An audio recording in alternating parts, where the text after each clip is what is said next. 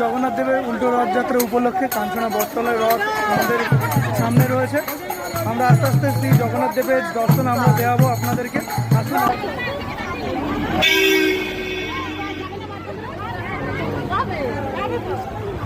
কাঞ্চনা বটতলা প্রাঙ্গণে এখন আমরা আসি। এই যে কাঞ্চনা বটতলার রথ আপনারা দেখতে পাচ্ছেন।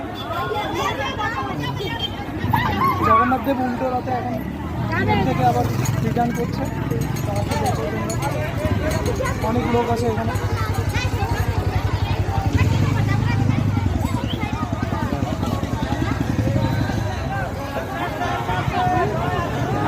আস্তে আস্তে জগন্নাথ দেবের দর্শনটা করিয়ে দিচ্ছে।